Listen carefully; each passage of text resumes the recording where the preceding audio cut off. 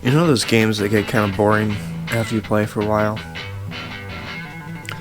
This is one of those games.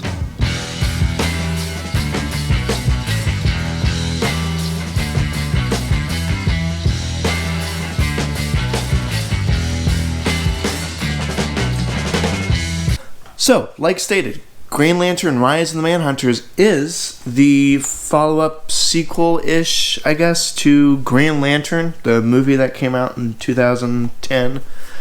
And what can I say? It's Green Lantern. And so, where do I begin with this game? So, I did play this game, and I even had to hook up my PS3, which, by the way, have not played my PS3 in quite some time. It conjured up some pretty good memories. But this game is pretty much a God of War clone. So, if you've played anything like God of War, Devil May Cry, something like that, that's pretty much what this game is. Basically, the story is they're mourning the loss of Abensur, and while doing so, a bunch of robotic beings created by the council, the leaders, the elders, I forget what they're called, comes in and basically tries to wipe out the lanterns. And then there's a bunch of twists that happen within the game, within the story, and your task is to basically just defeat them and bring justice and peace to Oa.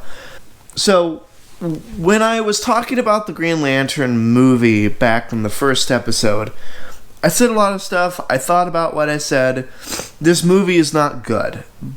It's not horrible, but it's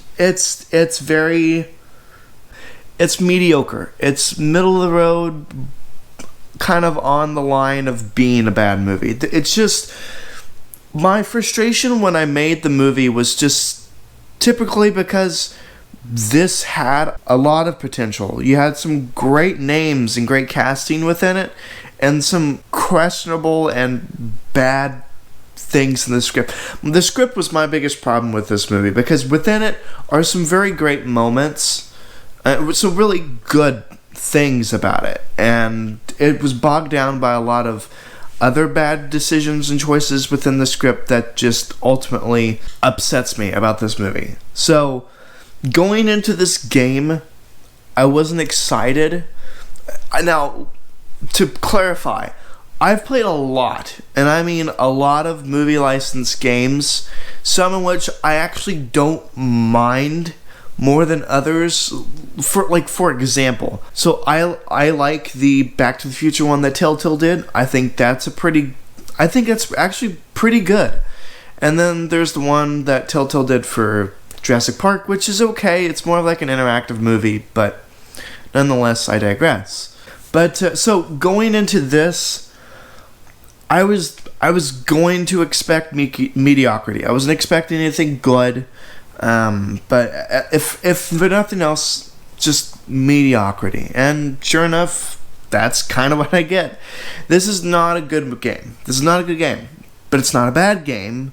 It's just meh. Or okay, at best. Serviceable, I will say.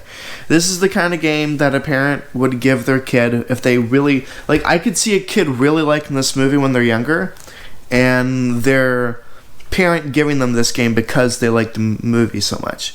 This is what this game is, essentially. It's kind of like the Marvel games that Sega had made in the mid to late 2000s based upon the MCU. So like Iron Man 1 and 2, Incredible Hulk, Thor, Captain America, the Super Soldier, which varying degrees of either good and really bad.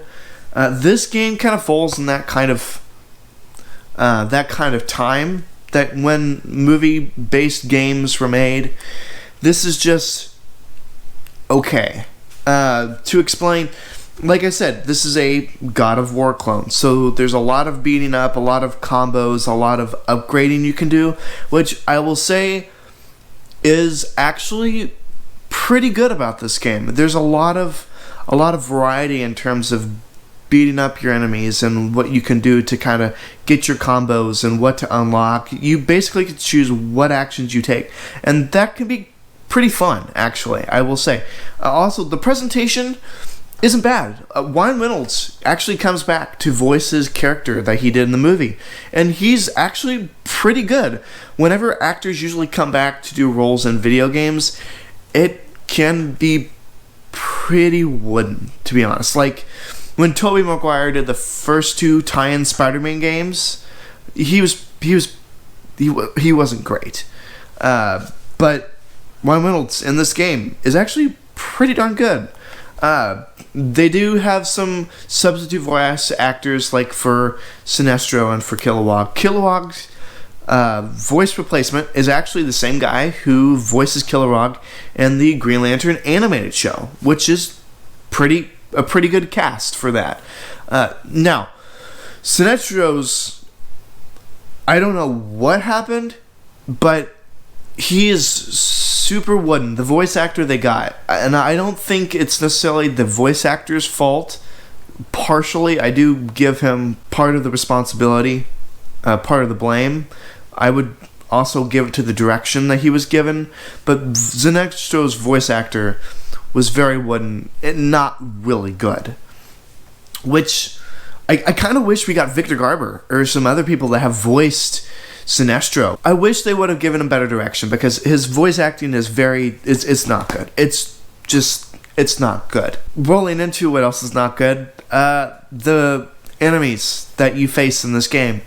It's all the same kind of villain. Of course, with varying degrees of difficulty, and some are, of course, tanks that or sponges that kind of absorb hits, and that really gets monotonous after a while. So when the game opens up, you're introduced to how the game works and all the combos and all the different movements and things you can do, and it's great. It's great for the first hour or so, I will say. It is kind of fun, kind of dodging attacks and building combos and upgrading and getting new unlockables and powers you can use. It's great stuff.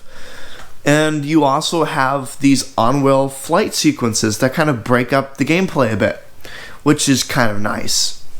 All in all, after a while, it gets really boring, and that's a problem.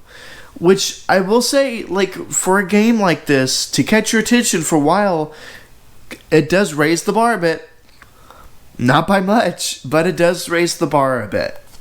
Most movie-based games are pretty bad due to the gameplay and the sheer story and just the lack of imagination. This does capture some of that, but not by much. It kind of skates by after a while, and then it just becomes a boring slog of beating people up and on-wheel shooting, and of course your quick-time events, just like God of War. Basically, this game is just kind of, once again, one of those repetitive shovelware-based game. Granted, somewhat high-budget game, I will give you that, and the fact that it's all Green Lantern stuff is very interesting, which is one thing I praised about the movie, which is the Green Lantern stuff and the stuff on Oa is very entertaining. Is it a bad game? Yeah. Is it a good game? No. Is it a horrible game? No. If for anything else, if at best, this game is mediocre, just like the movie it was based off of. So guys, for a lot of you who are really wanting me to bash on this game, there's not much I can say. It is just kind of it's a mildly enjoyable game for the first hour and a half or so, in which it just gets boring. And sometimes that's actually worse than being a bad game. Some games are so bad, it's ridiculous and funny.